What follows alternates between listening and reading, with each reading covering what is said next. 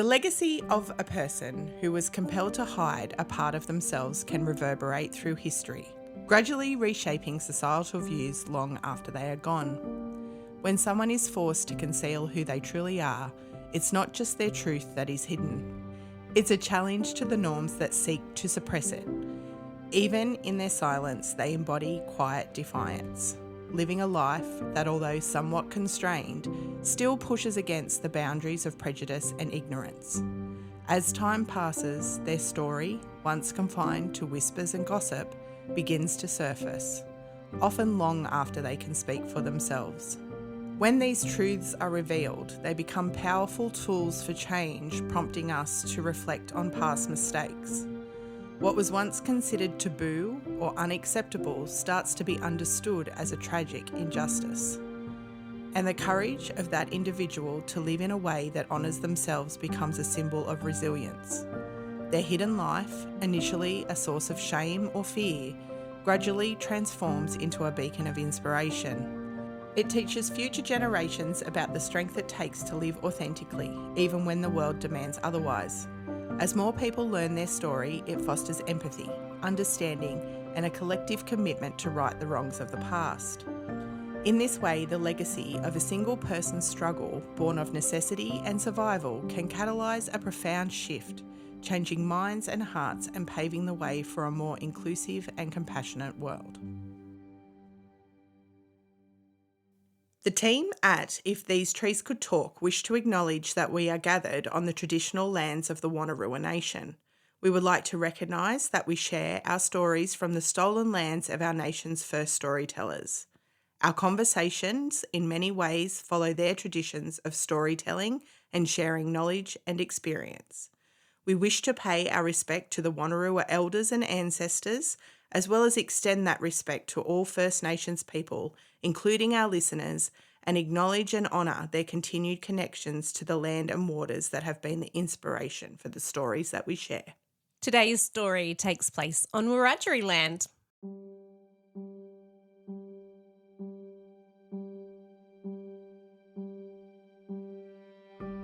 My dying wish is to be buried beside my beloved James Nesbitt.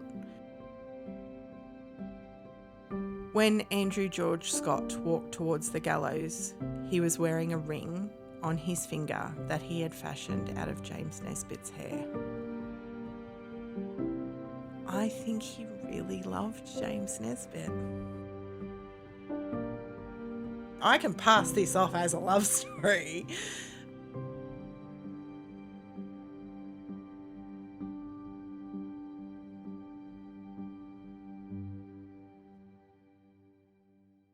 Megan gave me the brief that she wanted a love story. I'm not exactly sure if it was for her or for me to give me a break from researching the morbid crap that I'm really interested in. But I expected that I was going home to read some sort of low-grade Mills and Boon mummy porn style stuff to do research for today's episode.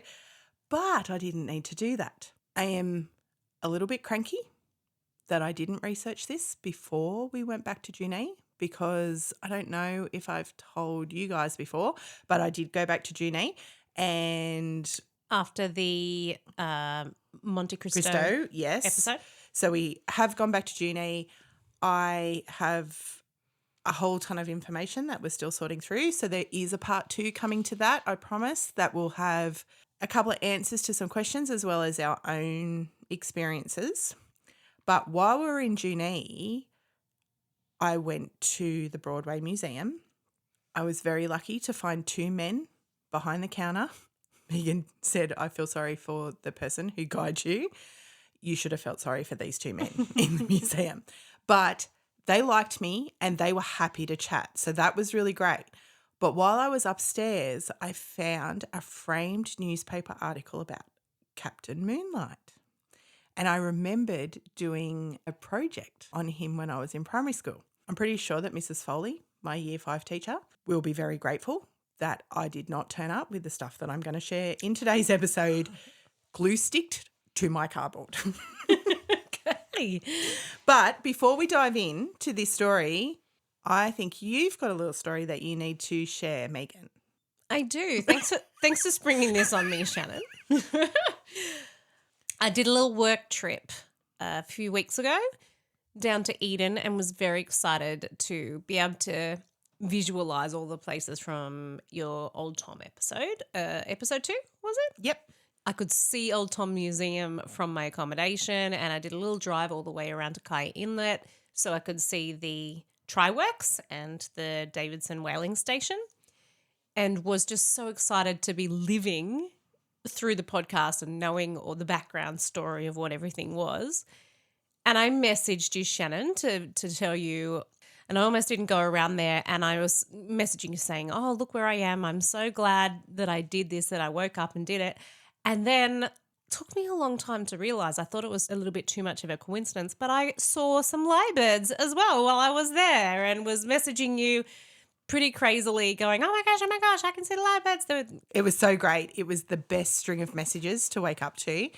By the time you hear this, you will know that we did an episode last time about some murders that took place in a national park, and Megan was out in a national park in the very early hours of the morning. So she had this really lovely series of photos that was like, here I am, it's so lovely, it's so peaceful, it's so nice. I am a little bit scared that I could get murdered. Then the lyrebird thing came in and she was like, I think I've seen one. We did establish that it was one. And then she was so excited about watching these lyrebirds that she didn't even care if she got murdered. She's like, I'm so absolutely engrossed in this experience that somebody could just murder me and I wouldn't even know. It is very true that out of all of the episodes we've recorded so far, if I had to live any, it would be the lyrebird and Old Tom episodes and none of the others. Thank you very much. Okay, well, I'm going to try not traumatise you this week. No trigger warning? There is no trigger warning. I think it's a historical episode. It's about a bushranger. There's some stuff that goes down, but it's actually a really lovely message. But the love story is not what you're going to be expecting. So I just want something I can play for my children that my children can listen to while we're driving. Is it bad parenting that Charlie listens to our episodes? All of them? No, not all of them. No, not all of them.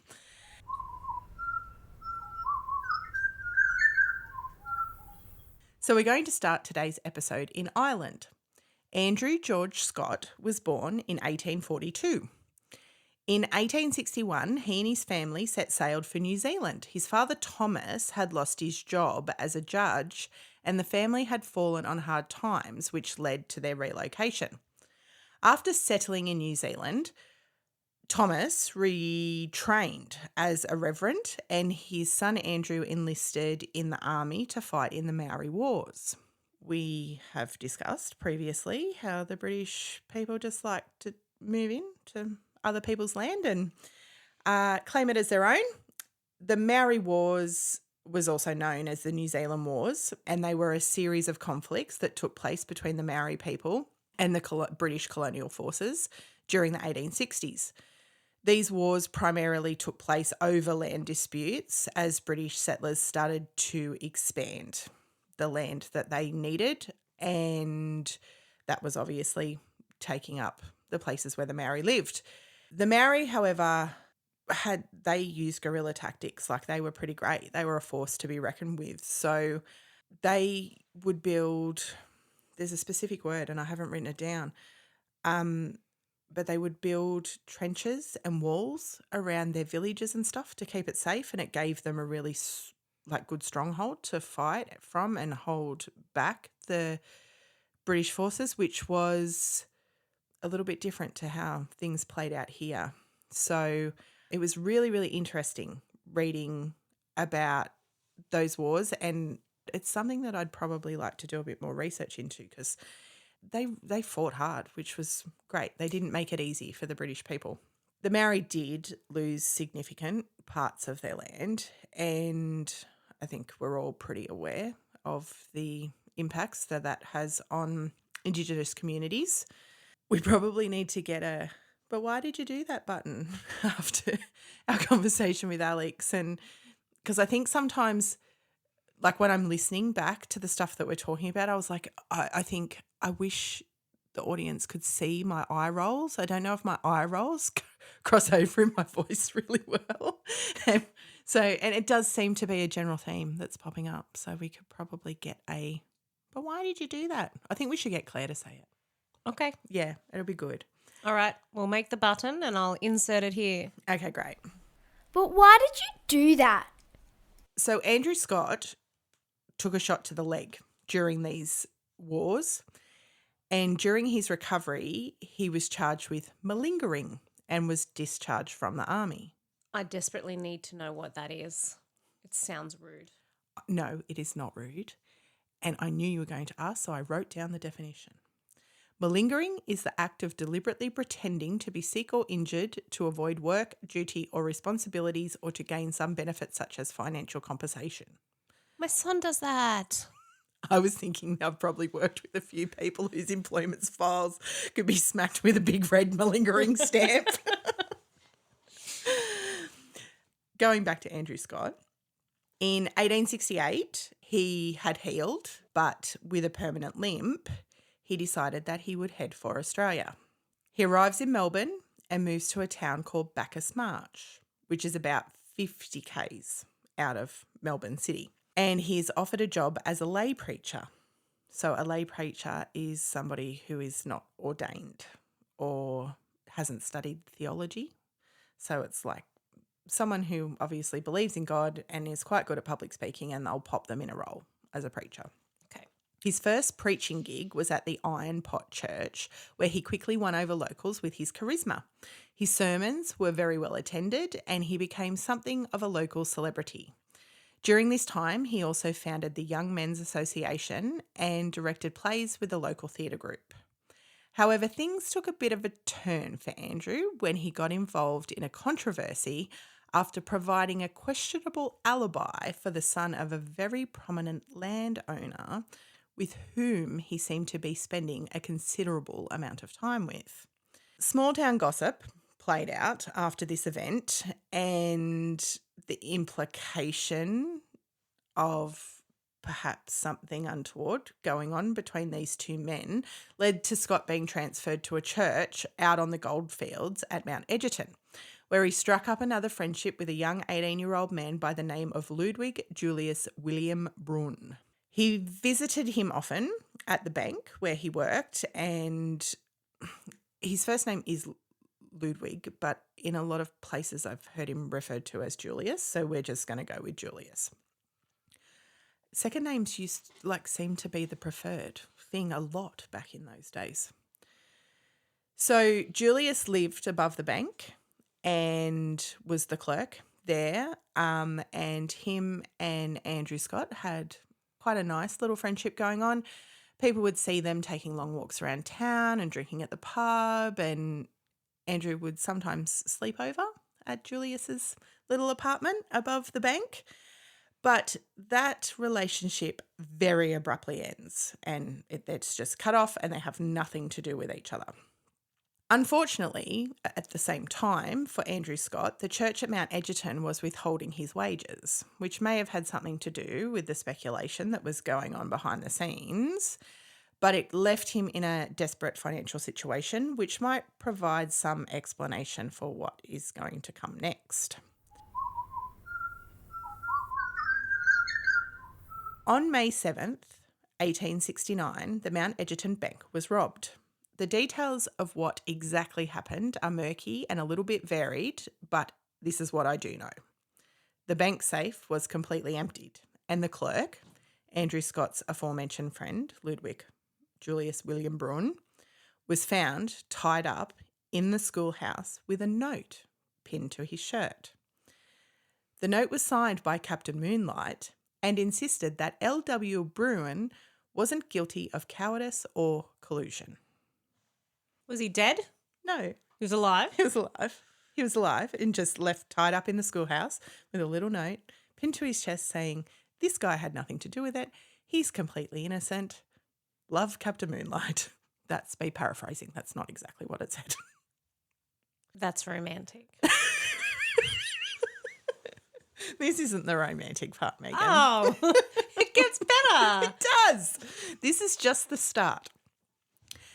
So despite the disguise that Captain Moonlight wore, which was a cloak, a black cloak and a black mask, which is pretty extra, Bruin claimed to police that he recognised Scott's voice because he did have a Irish accent and he also had a limp.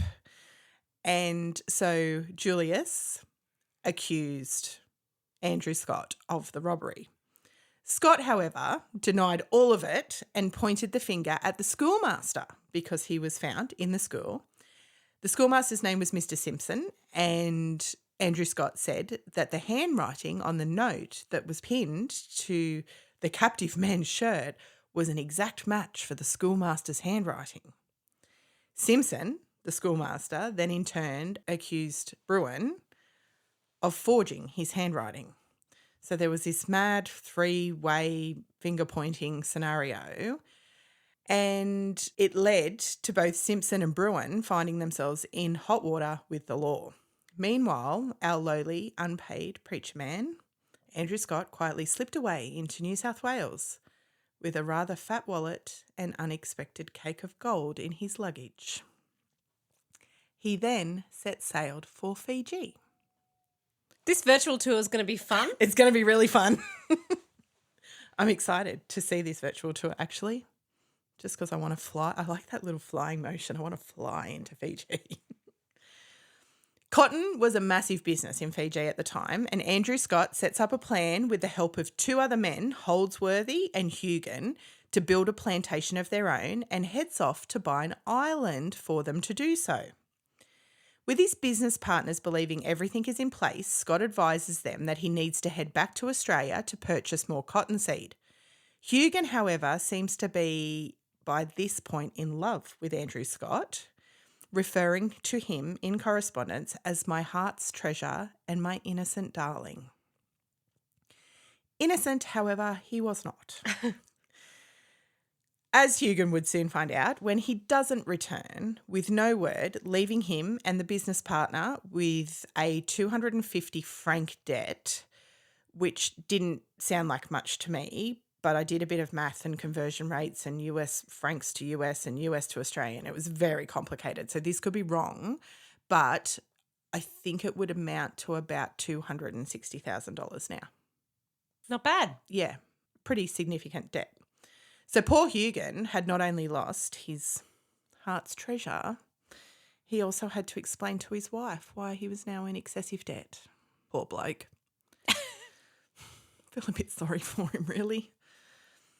Anyway, Scott sails back and returns to Sydney and sells the chunk of gold, buys himself a boat, which he lives off in the harbour or the waters surrounding Sydney, and gets busy living an outrageously flamboyant lifestyle. But the swanky suits and saloons of Sydney town soon led to the money running out, and police arrest Andrew Scott while he was preparing to set sail in a yacht he had purchased using a dodgy cheque. I think dodgy cheques might have been a real thing. I don't think I've ever had a chequebook. I think people used to... Maybe we should get one. Maybe. If we can get yachts with them. But a lot of stuff that you read, not just in relation to this, but when you're looking up historical stuff, like I think people used to write dodgy checks all the time because you could hand it over and the person would go, oh, yeah, I've been paid. But then they wouldn't find out till ages later that you didn't have the money in the check account. Yeah. I wonder why we don't do checks anymore. I think it's pretty clear. So Scott was charged with the dubious check scenario and served most of his sentence at Maitland Jail.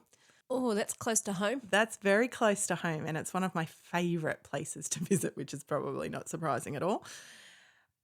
Although prisoner life didn't really suit Andrew. It wasn't the lifestyle that he had been living, and so he hatched a little plan where he faked being insane and he was transferred from Maitland Jail to Parramatta Lunatic Asylum. He made an attempt to escape, which obviously failed. They then deemed him sane and were onto his plan, and they sent him back to Maitland to finish out his prison sentence. Upon his release in 1872, things didn't really get better for him. He was extradited immediately to Victoria to face charges related to the Egerton Bank robbery. Oh, they figured out who did it. Yeah, by this time, new evidence had surfaced. But with no funds and a bit of a flair for the dramatic, he represented himself at the trial. His skills from being a preacher, where he captivated the audience in church, just slotted straight on over to the courtroom, where he actually did a really great job of representing himself. There's some questionable parts in there and you think, oh God, what were you thinking? But it actually makes really great reading. There's a book that I'll link in the show notes that goes through this quite in-depthly, and he's a character. Like, he's a real character. He was, at the completion of that trial, found guilty and, again, sent to jail. But Scott wasn't about to sit idle in the very new and deemed inescapable Ballarat jail. He convinced 5 other prisoners to join him in a daring escape. And after overpowering a guard and climbing the prison walls with a makeshift rope fashioned from sheets, the gang split up. Scott was on the run for 10 days before he was captured at Bendigo. He made it that far on foot. Oh. Yeah, I just keep hoping he's going to turn it around. I really like him.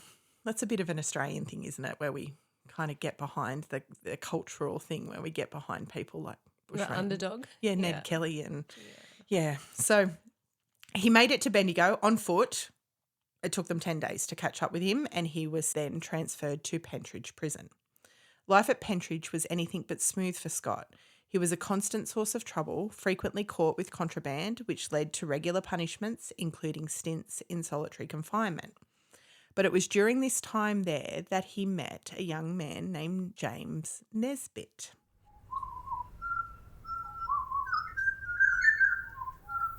James was from a difficult background, and he just had like a really minor history of petty crime, like small thefts and things. And I think a lot of it had to do with his survival. I think he had a pretty nasty dad, by all accounts, who quite possibly spent a lot of the family's income on alcohol. So we like James. I do like James. You'll like him more too as we go along. The two became incredibly close while they were in Pentridge, and Nesbitt, who had during his whole sentence been regarded as a absolute model prisoner, did get in trouble once, and he had 1 day extra added to his sentence, and it was because he took Andrew Scott a cup of tea when he was forbidden to have it. So I'd say he was probably on rations, which is a bread and water diet, which if you are somebody who misbehaves in prison, that was often a punishment. And he snuck a cup of tea into him and got 1 extra day on his sentence for doing so. Their bond was so strong that James Nesbitt waited for Andrew Scott after his release, and the two were reunited with James meeting him at the prison gates on the day of his release. Andrew and James lived together in Fitzroy in a small boarding house. Fitzroy back then was a suburb for the down and out, people who were pretty hard done by. But when you think about it today, life for them would have looked very different if they'd moved into Fitzroy. It's a pretty eclectic kind of culturally accepting, of all kinds of people. Yeah, Fitzroy is a bit quirky. It is a bit quirky and it's great. And if all else failed, they could have got a job as baristas because the whole bearded bushranger thing's a bit of a vibe. Absolutely. Yeah. Scott decided to use his prison experience as a push for prison reform, and him and James hit the road side by side while he was holding lectures across Victoria. Again, captivating audiences and gaining measurable traction for his cause. So he's becoming an activist to make prisons better? Yeah, so he's kind of doing these stand-up events where people are coming along. He had a publicist. It was a whole thing. And he would go into sort of like town halls and things like that and talk about his experience in prison and then about ways that they could possibly do it better. He was probably one of the first real people to petition for prison reform. I love that. Yeah. pretty wild. So they're travelling across Victoria doing this thing with James and Andrew and the publicist, and they're kind of gaining a little gang of supporters as they go. But unfortunately for them, the police were never really too far behind, and the authorities were not at all happy about the message that he was spreading. So they made things quite difficult for the group. Scott and his companions were repeatedly arrested on dubious charges, often being interrogated about crimes that they actually had no connection to. The continued police harassment made it nearly impossible for Scott to hold his lectures or find legitimate work, which forced him and his growing group, because as they went, kind of, an extra person joined here and an extra person joined there. To do what? They were just kind of following him around. He was a cool guy, and I do have one little concern, and I didn't write it in here, but I'm just going to say it. The people who were following him around were a little bit younger than him. So I think he might have been 24 or 26 when he was in Pentridge, and James was only 18. And a lot of these people that were following him around were sort of, under 22. So that kind of had a bit of an ick vibe to me about it, about, like this guy in his late 20s at this point, taking around these sort of teenage boys. But they loved him. Like they just adored him, and they were captivated by him. And I think he sort of helped them. And I don't know whether it was a father figure type thing, the whole Andrew and James scenario. You can make your own decision at the end. I'm not going to lead you into what you think. You can make your own choice. But I obviously sit firmly in a camp. Choice about what? Well, their relationship. So it's very widely debated about if they were in love, or if James was just another person who was part of this group of people, groupies that were following him around. But their relationship formed before any of these public appearances or anything started happening. They were living together, which would have been quite strange in the 1800s for two men to be residing in the same home. But there's some stuff that will come later that will lead, then you can make your own choice without me telling you what you should or shouldn't think. So as they're travelling around and the police are onto them and giving them a hard time, Scott kind of had to just finish up the whole lecture scenario. And with very few options left, he decided to head to New South Wales again with the group of people. He was accompanied by James, of course, 19-year-old Frank Johns, 22-year-old ex-con Thomas Rogan, and a young 15-year-old Augustus Warneck. And soon after, he was joined by 18-year-old Graham Burnett, and they were the little troop who kind of headed off into New South Wales. And at that point, it was genuinely just to look for work.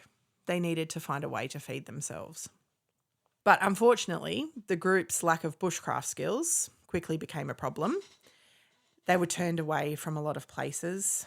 They went to station after station on their way through, asking if they had labourers' positions, but no one took them on. And that partly could have been due to police interference. He had a target on his back because of who he'd been, and then, standing up against authorities and saying, hey, it's not really cool to treat humans like shit even if they are locked up. So they kind of were keeping an eye on him as he roved around the countryside. Eventually, desperation pushed them to resort to bushranging. When you look at the sources, there's different accounts of, maybe they held up a station or a store, but they never hurt anyone, and they didn't, they at this stage they probably had guns. I don't know exactly, but they didn't harm people. They took what they needed, which at that point was food. There was also this whole scenario where they were getting mixed up with the Kelly gang, because the Kellys were very prominent in the same area around the same time. So I think Andrew Scott kind of played into that a little bit, that people were seeing this group of men kind of roving around the countryside and were a little bit intimidated and would say, oh, sure, take that food, there's no problems. And I think that worked for Scott in a way, whereas I wonder if some of these stories were sort of fancified, because Captain Moonlight is not our standard Australian bushranger. These are people who've come from hard times and rough backgrounds. He had had a privileged upbringing. And apart, from robbing a bank and signing a dodgy cheque, which was only to further his affluent lifestyle, he was educated, he could speak well, people loved him wherever he went. He hasn't really got that same kind of feel as, like the Kelly gang and some of the other bushrangers, Thunderbolt, and, it's not the same style. So, yes, there are reports of them bushranging around the place, but they were city boys. They weren't great at riding horses. Andrew Scott thought he was, but the other boys definitely weren't. So I think, from what I can tell, I think they were legitimately still at that point just looking for work and taking what they needed to survive. Also, in support of that, no one from that gang ever gave a recorded confession of any kind of bushranging up until we get to the final thing, which we're headed to right now.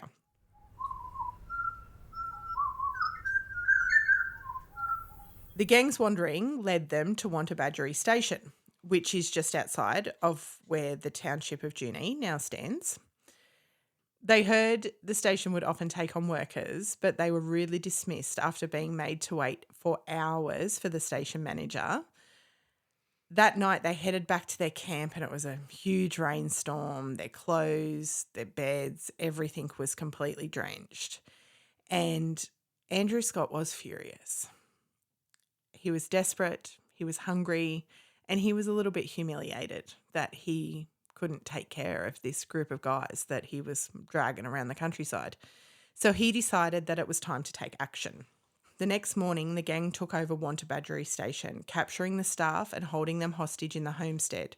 They took turns eating and resting while the prisoners were kept under guard. Over the course of the day, they captured more and more hostages as people arrived to the station to do deliveries or begin work. The stations are busy places where people come and go. This whole time I thought you were talking about train stations, but No. you're talking about cattle stations. Yeah, it could have been a sheep station, I'm not sure. But it was, yes, a livestock station. Yes, not a train station. Oh, so you're thinking people are getting off trains and they're just taking them hostage? I'm glad we cleared this up. Yeah, no. So Wantabadgery Station is a livestock station that is just, and yes, the whole Junee Railway thing, I can see why your brain went there. Yeah, I probably should have been more clearer. I'm sorry about that. It just changes so many pictures in my brain. All right, we got this. Yeah, so by the end of that day, they had around 40 hostages. And in a brutal incident, Scott shot a horse that resisted his attempts to ride it while he was bragging to one of the captives about his excellent horsemanship. And this is where the ick comes back in. Like, I so badly want to root for this guy and go, yes, you can turn it around, And then he just does these, I can make the little parallels in my head and see why he makes the choices. And then he shoots a horse. It's a deal breaker for me. I make questionable choices when I'm hangry too. And he was hangry. He really was. He killed 2 turkeys at the homestead and cooked them to feed everybody, like the hostages as well. And then he paid the station manager for the turkeys. Like, he's pretty extra.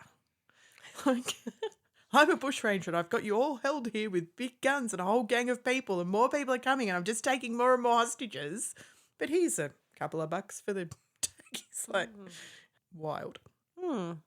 That evening, Scott headed into the Australian Arms Hotel to get some drinks for his gang. I also question why you're drinking alcohol when you've got 40 hostages, but you do you, Andrew. But this whole part, makes me really want to be inside of his brain. He could have just went back and stole a sheep out of the paddock and been on his way, but 40 hostages, like it's a bit much. This is getting a little bit out of hand. So he goes to get this alcohol. He goes into the hotel. There's people in the hotel. He hasn't got money to pay for the grog. So he takes them hostage too. But within that group of people was the publican's 2 children. And he took them back to Wantabadgery Station. This is where the wheels on their Cobb and Co cart start to fall off. Like, it's not cool to steal little kids. And at this stage, they've still not harmed anyone. They've probably terrified a few people when they're popping guns in their faces, but little kids and yeah. Anyway, so he takes this group of people back. Obviously, word of the robbery gets back to the publican. The publican obviously goes to Wagga Wagga Police and says, hey, my kids have been kidnapped. They've been taken back to Wantabadgery Station. And they're like, okay, shit's going down. We're heading out. They only sent 4 police officers out to the station. And I don't think anyone really understood how many people were there or who this gang was or what was going on. In the early hours of the next morning, 4 mounted police arrived at Wantabadgery Station. They were outnumbered and outgunned, and it happened very, very quickly. And those 4 police officers realised that they had no hope here and they took off. Captain Moonlite and his gang grabbed their horses and took them in as well, and were still there with all of the hostages, and the police just retreated. But they knew that they would be coming back. You said it all happened very quickly. What happened? The police turned up. They kind of surrounded the homestead, and then I don't know who shot first, but someone shot, and the police realised very quickly that the people inside of the house, there was way more of them, and they had way more guns than the 4 police officers who were on the outside of the house. Mm-hmm. They took off running through the bush. Captain Moonlight and his gang rounded up their horses and took them in to the station near the homestead, and the police had to find their own way back to Wagga Wagga Police Station so they could then call in reinforcements. The next morning, Scott and their gang, knowing that the police were very likely to return, headed off. Scott had ridden a horse, and I think Rogan had probably ridden one as well. The other guys had no idea. It's just like this weird bunch of misfits trying to climb on the back of horses and ride off, like they're not the Kelly gang. They're sober. They're like the cartoon character version of the Kelly gang. Mm-hmm. It's not hardcore Bushranger and Megan. They're doing their best, and things are getting out of hand. They're not thinking things through, and I think somewhere in there, maybe Andrew Scott's capacity to, that flair and charisma and wanting to be something that perhaps he's not might fuel some of this shit. Like, things could go different for him at every single turn. But they don't. So they head off away from the homestead, leaving the hostages behind. Everyone's unharmed. They've got the horses and they're heading off down the road. And then they come across a group of men who are out looking for them because obviously other landholders and stuff are catching on to what's happening in the area because the delivery guy has gone there to drop off the hay and he hasn't made it to the next station down the road, and they're like, where's me bloody hay delivery? And everyone's talking and it's a whole thing, and the police are involved now. So the Wagga Wagga police are organising police to come from Gundagai, but the landholders are like grabbing their guns and they're like, yeah, we're in. We'll help you guys. So as Captain Moonlight and his little gang of misfits are riding off down the road, they come across one of this group. There was no police. It was just a group of local people who kind of pull them up, and Scott, being Scott, jumps off his horse and decides that he's going to hold a mock trial on the roadside and charge these men with trying to track them down and doing the wrong thing. And they kind of play a little bit to his vanity, like, what was he thinking he was going to achieve there? But so they kind of, get on, oh, yeah, we're so sorry. And yes, absolutely, you've done the right thing, because they're armed, they don't know who this guy is. So As a way of teaching them a lesson, Captain Moonlight says, as a punishment for your treason against us, I require you to shoot your favourite horse. Which he does. And then Captain Moonlight gets back on his horse with the dead horse laying on the side of the road and marches this group of men back towards one of the landholders' properties, which is McGleed's farm. This is where the whole scenario just becomes a shit show of epic proportions. Police are then coming back from Wagga and Gundagai. They quickly catch up and realise where these guys are, but they basically surround the homestead at McLeod's farm. Captain Moonlight, his gang, a few of the people who they had picked up on the side of the road, as well as some people that actually lived in the homestead, like this bloke's kids and wife and stuff, are all inside this homestead. The police arrive, surround the house, and another intense shootout erupts. But this time, Captain Moonlight is outnumbered. They hold them at bay for a while. Really, I think, again, it's only Andrew Scott and the fella of Rogan that have got any idea how to even operate guns.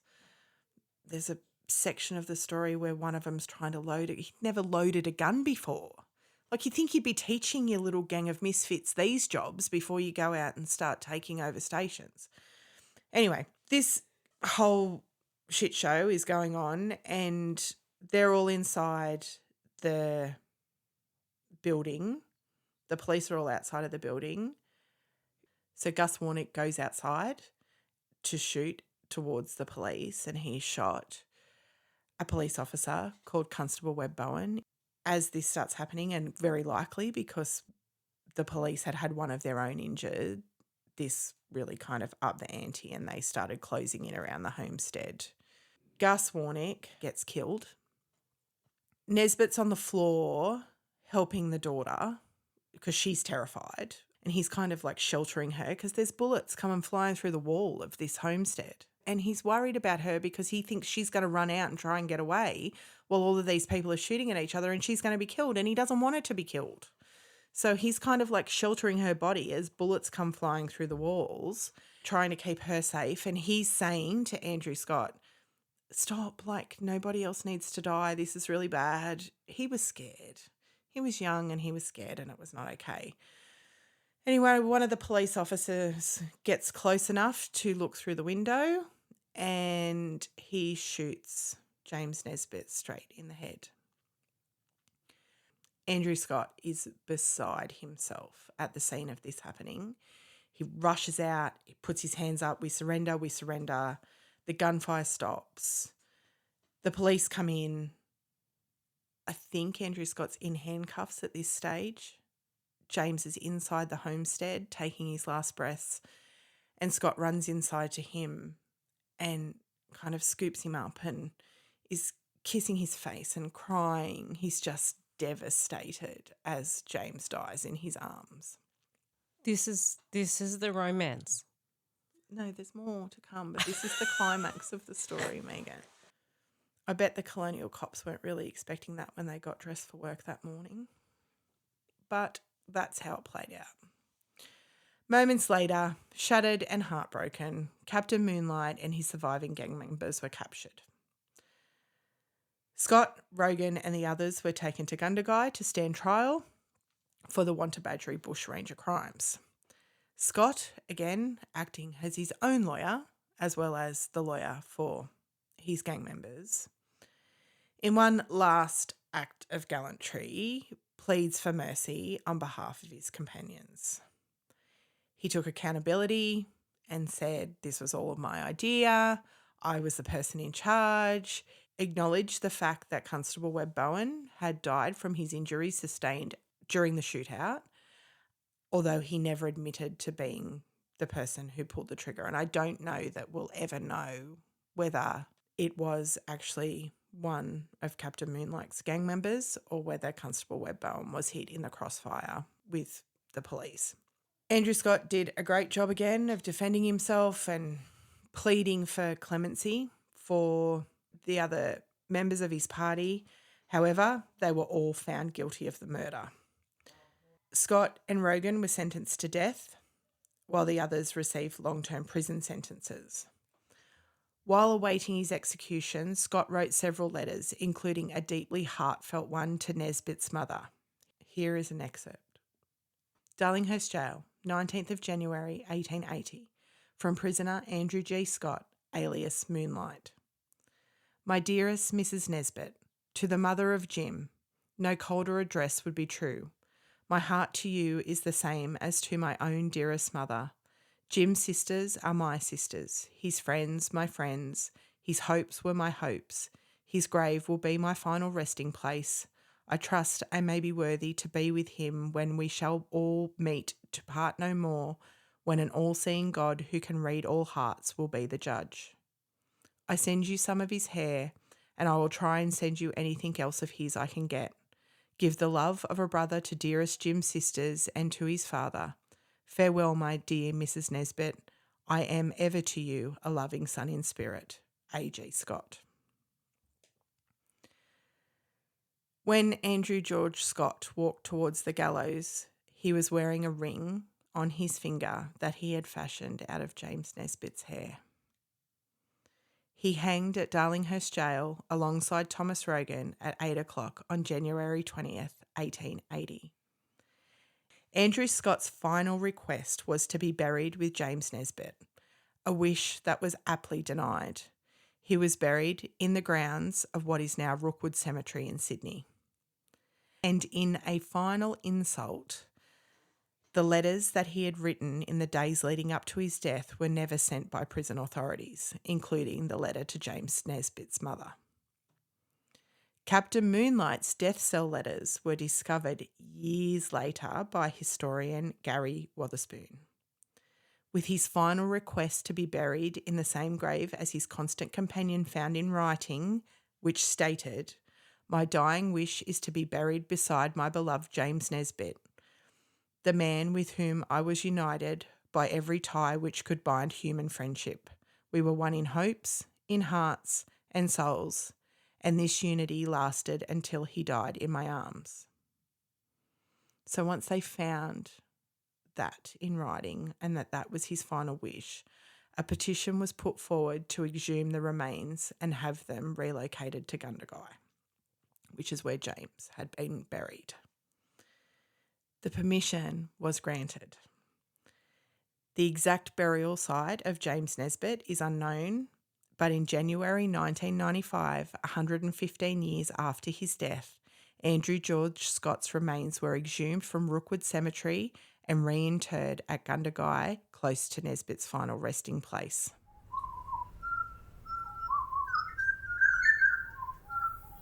I'm sorry, that's a sad love story. I think you owe me another love story. It didn't hit the phone.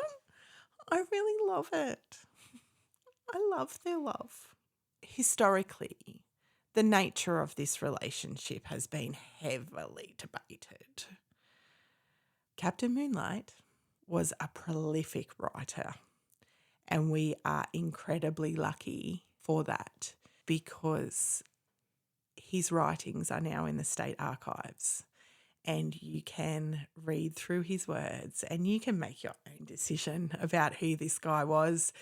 He was flamboyant and so extra in so many ways. And I think he really loved James Nesbitt.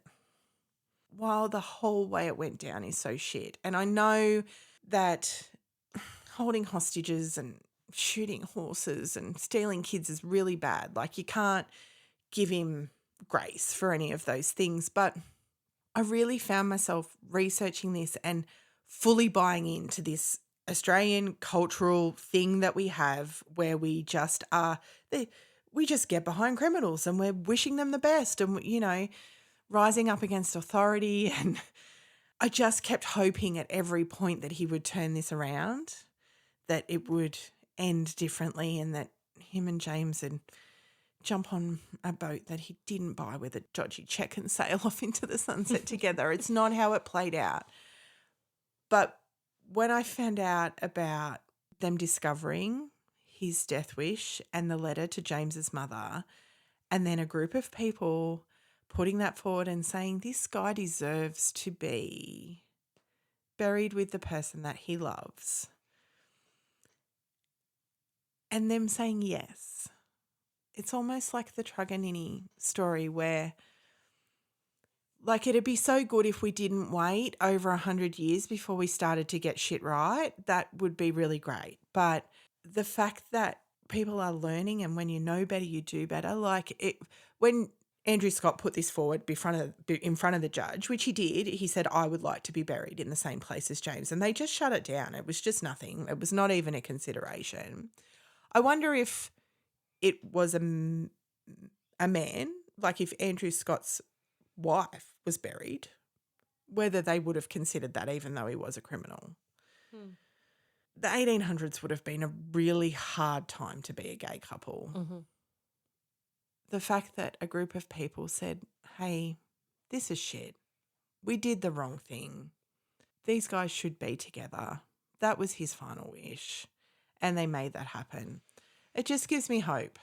It would be really lovely if one day we could just live in a world where it doesn't matter who you love or where you come from or what colour your skin is or what you believe in, but that just everybody was equal and none of that stuff mattered and you didn't experience discrimination. Because, I mean, I say the 1800s would have been a hard time. Has there ever not been a time where it has been hard to be queer? And maybe somewhere in the future it won't be 100 years before we start getting our shit together and doing things right. So there's a lot more context that I have to this, and I loved their love story. I really did. I love that he waited for him out of prison, and I love that it didn't make sense and that the world thought it was wrong and they just persisted anyway. That was a really brave thing to do in that time.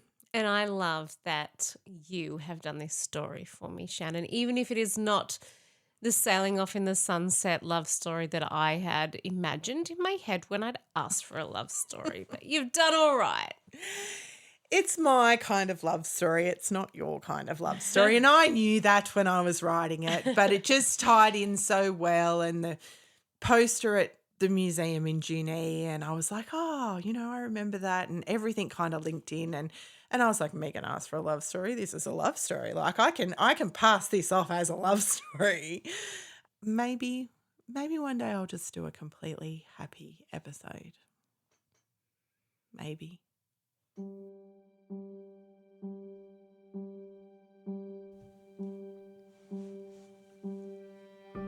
Thank you for joining us for today's episode of If These Trees Could Talk.